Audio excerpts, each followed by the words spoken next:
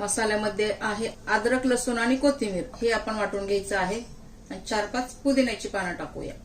कोथिंबीर पुदिना छान धुवून घ्यायचा आहे, धुवून नंतरच वाटायचं आहे.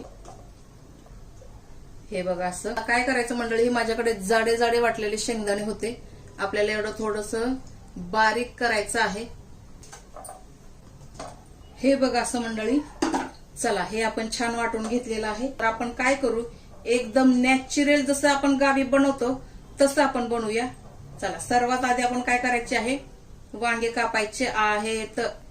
थोडे थोडे काटे काढून घ्यायचे, जे एक्स्ट्रा असतील ना ते, कारण खाताना आपल्याला त्रास होऊ नये यासाठी आपण थोडे थोडे काटे काढून घेऊया. बाकीचा भाग असून सरव द्यायचा आहे.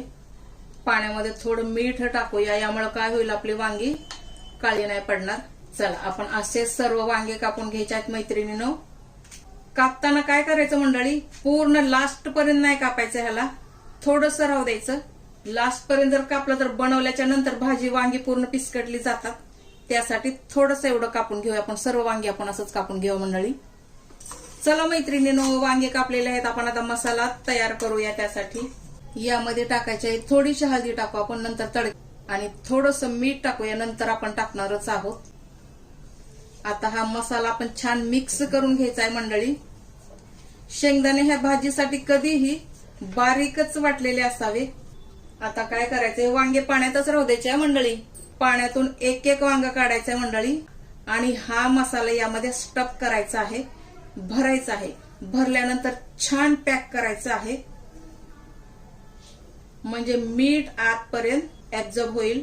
4 बाजू अशा व्यवस्थित छान भरून घ्यायचं आहे. कधी कधी काय होतं, वांगे बरेच किडके खराब निघतात, पण आता असे सर्व वांगे भरून घेऊया मंडळी. चला मैत्रिणी, वांगे छान आपले स्टफिंग करून झालेले आहेत. आपण आता याचा मसाला तयार करायचा आहे मैत्रिणींनो. पॅन गरम करायला ठेवायचा आहे मंडळी.